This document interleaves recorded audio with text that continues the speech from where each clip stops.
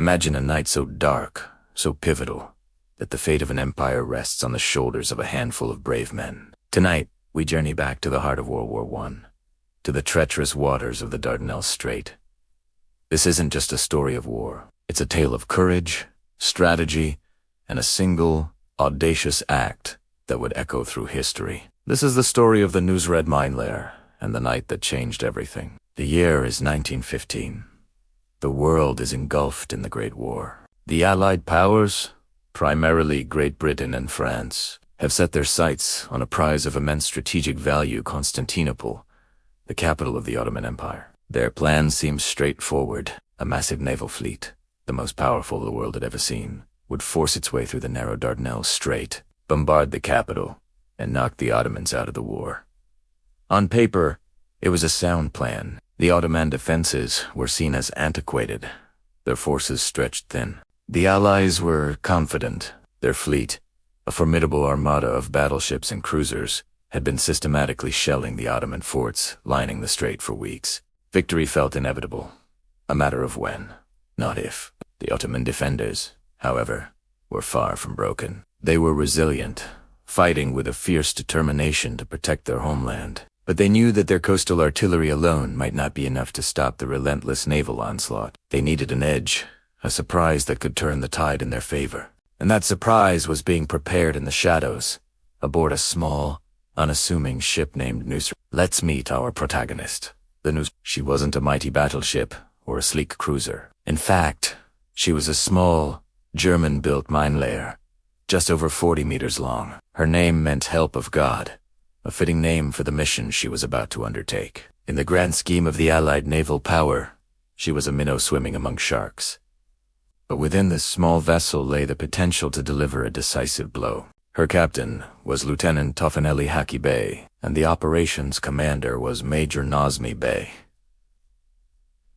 These men, along with their dedicated crew of a few dozen sailors, were tasked with a mission that was nothing short of a suicide run. Their orders were to sail into the most heavily patrolled area of the strait, right under the noses of the British fleet, and lay a new line of sea mines.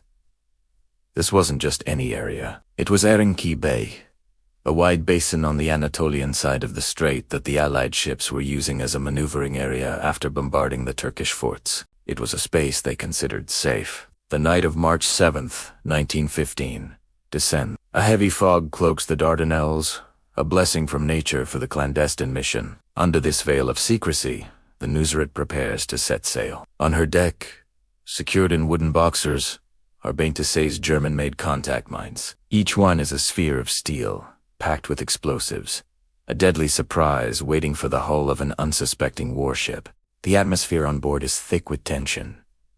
Every sailor knows the risks. The British had powerful searchlights sweeping the waters, and their patrol boats were a constant threat. A single mistake, a single stray beam of light, a single loud noise, and their mission, along with their lives, would be over in a fiery explosion. The crew moves with a silent, practiced efficiency. There are no loud commands, only whispered orders and hand signals. The engines of the Nusret are muffled as best as possible, turning the ship into a ghost, gliding through the water. As they slip out of the harbor, the distant glow of the Allied fleet's light serves as a constant, chilling reminder of the danger that lies ahead. Major Nusret Bay stands on the deck, a chronometer in his hand, his eyes fixed on the dark horizon. The weight of the mission is etched on his face. He is not just a soldier. He is a custodian of his nation's fate. He knows that the success of this night could mean the difference between victory and defeat for the entire Dardanelles campaign. Around him, the crew works with grim determination, their faces, illuminated by the faint moonlight filtering through the fog, show a mixture of fear and resolve. They are sailors, engineers, and officers. But tonight, they are united by a single, silent purpose. They are laying a trap. As the Nusret reaches Erenköy Bay, the most perilous phase of the mission begins. They are in the lion's den. The area is supposed to be clear of mines, which is precisely why the Ottoman command chose it. The Allied ships had been sweeping the main channel for mines, but they had neglected this wide bay, believing it to be safe for turning and maneuvering. This intelligence was the key. The Nusret was to lay its mines not in the main channel, but parallel to the shore, in an area the enemy least expected. The time is 3 a.m. The order is given. The crew begins the painstaking process of laying the mines. One by one, the heavy spheres are carefully moved to the stern of the ship.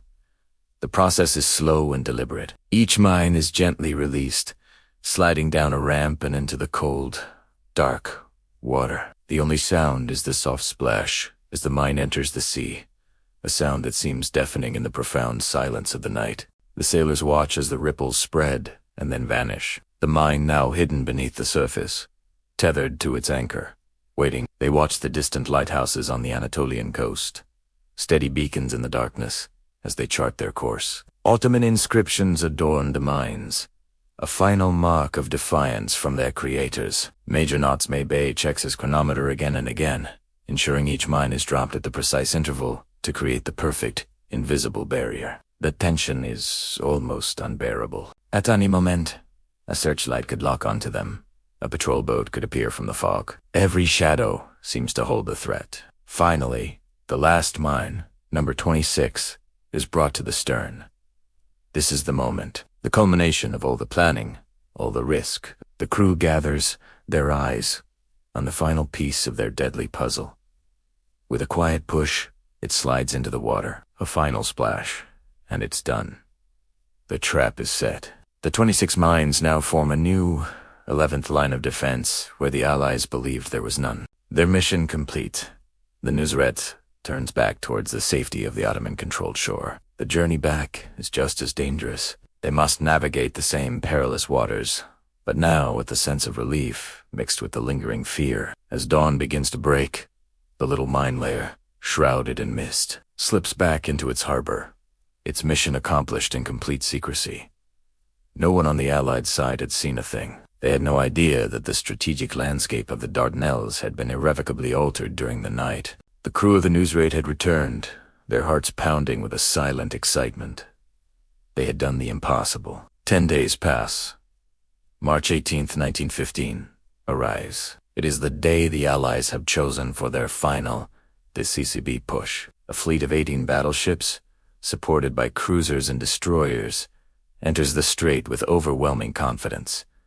The battle rages. Ottoman artillery pounds the ships from the shore forts, and the Allied fleet returns fire with its massive guns. The strait is filled with smoke, fire, and the deafening roar of naval warfare. The Allied ships push through the first 10 lines of mines, which their minesweepers had partially cleared. As planned, they enter Erenköy Bay to turn and regroup after their bombardment run, and that's when they sailed directly into the trap laid by the Nusret.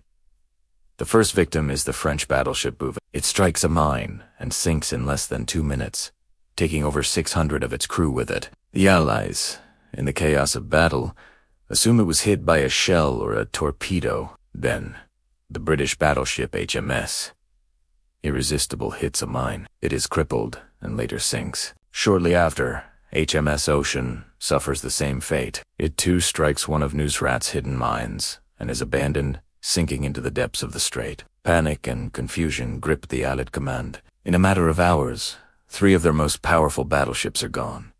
2 other major ships are heavily damaged. The seemingly invincible armada is in disarray. The cost is catastrophic. The 26 mines laid by the Nusret were responsible for nearly a third of the total naval losses that day. By the end of March 18th, the Allied naval commander, Admiral de Robeck, orders a general retreat. The great naval assault had failed. The impossible had happened.